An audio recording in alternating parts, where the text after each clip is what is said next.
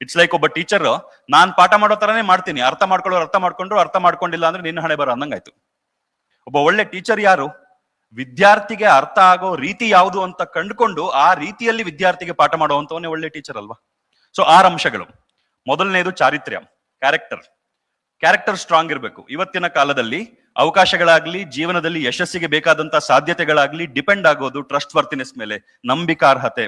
ಯಾರನ್ನ ನಂಬಬಹುದೋ ಅಂತವರಿಗೆ ಮಾತ್ರ ದೊಡ್ಡ ಮಟ್ಟದ ಅಧಿಕಾರ ಸಿಗುತ್ತೆ, ದೊಡ್ಡ ಮಟ್ಟದ ಸ್ಥಾನಗಳು ಸಿಗುತ್ತೆ. ಇಲ್ಲ ಅಂತಂದ್ರೆ ಎಷ್ಟೇ ಕ್ವಾಲಿಫಿಕೇಶನ್ ಇದ್ರೂ you will not get positions of power or authority.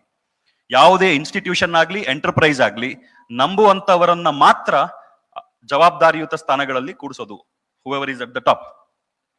So ನಂಬಿಕೆಗೆ ಅರ್ಹರಾಗಬೇಕು ಅಂತಂದ್ರೆ ಕ್ಯಾರೆಕ್ಟರ್ ಡೆವಲಪ್ ಮಾಡ್ಕೊಳ್ಬೇಕು. ಏನ್ ಮಾಡೋದು? Again we should not make it philosophical, we should not make it dogmatic, we should make it practical, simple. 6 ಅಂಶಗಳು. Again Patanjali ಯೋಗ ಸೂತ್ರಗಳನ್ನು ಹೇಳ್ತಿದ್ರು. ಯಮ ಸತ್ಯ, ಅಹಿಂಸಾ, ಅಸ್ಥೇಯ, ಅಪರಿಗ್ರಹ, ಬ್ರಹ್ಮಚರ್ಯ. ನಿಯಮ ಶೌಚ, ಸಂತೋಷ, ಸ್ವಾಧ್ಯಾಯ, ತಪಃ, ಈಶ್ವರ ಪ್ರಣಿಧಾನ. ಯಮ ನಿಯಮಗಳನ್ನ ನಿತ್ಯದ ಜೀವನದಲ್ಲಿ ಅಳವಡಿಸ್ಕೊಳ್ಳೋದಕ್ಕೆ ಬೇಕಾಗಿರುವಂತದ್ದು ನಿರ್ಧಾರ ಅಷ್ಟೇ. 5 ಅಂಶಗಳನ್ನ ನಾವು ಮಾಡೋದಿಲ್ಲ ಅಂತ ಡಿಸೈಡ್ ಮಾಡ್ಬೇಕು ಅಷ್ಟೇ. ಸುಳ್ಳು ಹೇಳೋದಿಲ್ಲ, ಮೋಸ ಮಾಡೋದಿಲ್ಲ, ಕಳ್ತನ ಮಾಡೋದಿಲ್ಲ, ಮಾತಿನ ಮೇಲೆ ನಿಗಾ ಇಡ್ತೀನಿ, ಕೆಟ್ಟ ಮಾತುಗಳನ್ನ ಬಳಸೋದಿಲ್ಲ, ಹೊಡೆದಾಟವನ್ನ ನಾನು ರಿಯಾಕ್ಷನ್ ರೂಪದಲ್ಲಿ ಬಳಸೋದಿಲ್ಲ. ಅಹಿಂಸೆ ನಮಗೆ ಗಾಂಧಿಯ ಅಹಿಂಸೆಯ ಅವಶ್ಯಕತೆನೇ ಇಲ್ಲ. ಗಾಂಧಿಯ ಅಹಿಂಸೆ it is a very ugly distortion of the Sanatan value of ahimsa. ಒಂದು ವಿಕೃತವಾದ ಡಿಸ್ಟಾರ್ಷನ್ ಅದು ಗಾಂಧಿಯ ಅಹಿಂಸೆ. ಶ್ರೀರಾಮನ ಅಹಿಂಸೆ ಬೇಕು. ಹಿಂಸೆಯನ್ನ ತಡೆಯುವಂತಹ ಸಾಧ್ಯತೆಯೇ ಇಲ್ಲದ ಮಟ್ಟದ ಶಕ್ತಿ ಇರಬೇಕು. ಆದ್ರೆ ಅಹಿಂಸೆ ನಿರ್ಧಾರ. ನಾನು ನಿನಗೆ ಹಿಂಸೆ ಕೊಡೋದಿಲ್ಲ ಅಂತ ಅನ್ನೋದು ನನ್ನ ನಿರ್ಧಾರ. ಸಿಂಹ ಏನು ಮಾಡೋದಿಲ್ಲ ಅಂತ ನಿರ್ಧಾರ ಮಾಡಿದ್ರೆ ಅದು ಅಹಿಂಸೆ. ಕುರಿ ಕೂತ್ಕೊಂಡು ನಾನು ಏನು ಮಾಡೋದಿಲ್ಲ ಅಂತಂದ್ರೆ ಅದು ನಗೆಪಾಟ್ಲು. ನೋಡಿ ನಗ್ತಾರೆ. ಕುರಿಗಳಾಗಿರ್ಬಾರ್ದು, ಸಿಂಹಗಳಾಗ್ಬೇಕು. ಶೌರ್ಯ ಇರಬೇಕು, ಧೈರ್ಯ ಇರಬೇಕು. ಸೊ ಸುಳ್ಳು ಹೇಳೋದಿಲ್ಲ, ಮೋಸ ಮಾಡೋದಿಲ್ಲ, ಕಳ್ತನ ಮಾಡೋದಿಲ್ಲ, ಕೆಟ್ಟ ಮಾತಾಡೋದಿಲ್ಲ, ಹೊಡೆದಾಟ ಮಾಡೋದಿಲ್ಲ ಅನ್ನೆಸೆಸರಿ. ಅವಶ್ಯಕತೆ ಇದ್ರೆ ಹೊಡಿತೀನಿ ಎದೊಳಕಾಗದಿರೋಂಗೆ. That's all. We need not be apologetic about it. ನನ್ನ ಅಭಿಪ್ರಾಯ ಇದು. People might differ in their views. ಅಸ್ತಿತ್ವವನ್ನು ಕಾಪಾಡ್ಕೊಳ್ಬೇಕು, ಕ್ಯಾರೆಕ್ಟರ್ ಡೆವಲಪ್ ಆಗುತ್ತೆ. ನಾವು ನಮ್ಮಲ್ಲಿ what are we known for?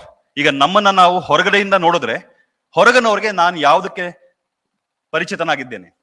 ಈಗ ನೀವು ಯೋಚನೆ ಮಾಡಿ. ಯಾವುದೇ ಸಂದರ್ಭ ಇರಲಿ, ಇವ್ರು ಯಾವತ್ತು ಸುಳ್ಳು ಹೇಳೋದಿಲ್ಲ ಅಂತ ಅನ್ಸೋ ಯಾರಾದ್ರೂ ಒಬ್ರು ನಿಮ್ ತಲೆಗೆ ಬರ್ತಾರ? ಏನಾದ್ರೂ ಪರಿಸ್ಥಿತಿ ಇರಲಿ, ಅವ್ರು ಹೇಳಿದ್ರು ಅಂತಂದ್ರೆ ಅದು ಸತ್ಯನೇ ಇರುತ್ತೆ. ಆ ತರದವ್ರು ಇದ್ರೆ ಅವ್ರ ಪೊಸಿಷನ್ ಏನಿರುತ್ತೆ ಯೋಚನೆ ಮಾಡಿ.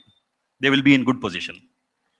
ಏನಾದ್ರೂ ಪರಿಸ್ಥಿತಿ ಇರಲಿ, ಇವ್ರು ಮೋಸ ಮಾಡೋದಿಲ್ಲ ಅಂತಂದ್ರೆ ಅವರ ಯಾವುದೇ ಕಷ್ಟಕ್ಕಾದ್ರೂ ಯಾರೋ ಒಬ್ರು ಸಹಾಯಕ್ಕೆ ಬಂದಿರ್ತಾರೆ.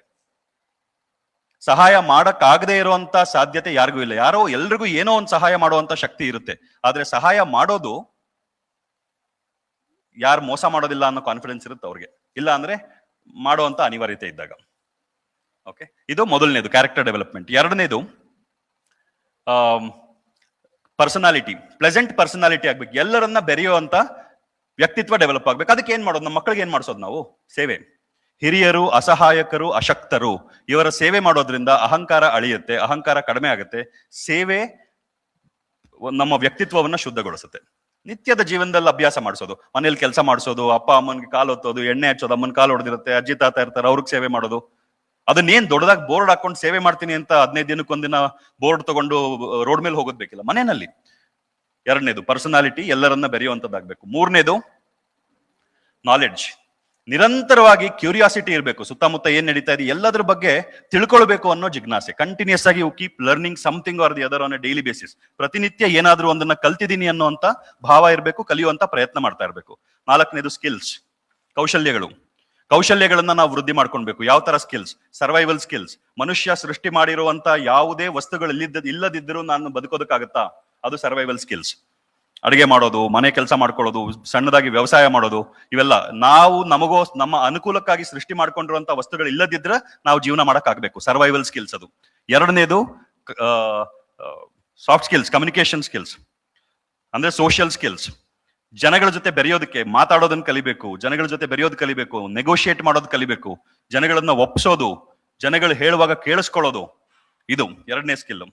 ಮೂರನೇದು ಪ್ರೊಫೆಷನಲ್ ಸ್ಕಿಲ್ಸ್. ನಾವು ಏನು ಉದ್ಯೋಗಗಳನ್ನ ಮಾಡ್ತಾ ಇರ್ತೀವೋ ಆ ಉದ್ಯೋಗಕ್ಕೆ ಸಂಬಂಧಪಟ್ಟಂತ ಕೌಶಲ್ಯಗಳನ್ನ ನಿರಂತರವಾಗಿ ಹೆಚ್ಚು ಮಾಡ್ಕೊಳ್ತಾ ಹೋಗ್ಬೇಕು. Skill development. ಸೊ ನಾಲ್ಕನೇ ಅಂಶ ಇದು, ಕ್ಯಾರೆಕ್ಟರ್, ಪರ್ಸನಾಲಿಟಿ, ನಾಲೆಡ್ಜ್, ಸ್ಕಿಲ್ಸ್. ಐದನೇದು ಲೀಡರ್ಶಿಪ್. ಲೀಡರ್ ಅಂತಂದ್ರೆ ರಾಜಕೀಯ ವ್ಯಕ್ತಿ ಅಷ್ಟೇ ಅಲ್ಲ, ನಾಯಕತ್ವದ ಲಕ್ಷಣಗಳನ್ನ ನಾವು ಪ್ರತಿನಿತ್ಯ ಅಭ್ಯಾಸ ಮಾಡಬೇಕು. ನಾಯಕತ್ವದ ಡೆವಲಪ್ಮೆಂಟ್ ಬೇಕಾಗಿರುವಂತ ಪ್ರಯೋಗ ಮಾಡ್ತಾ ಇರ್ಬೇಕು.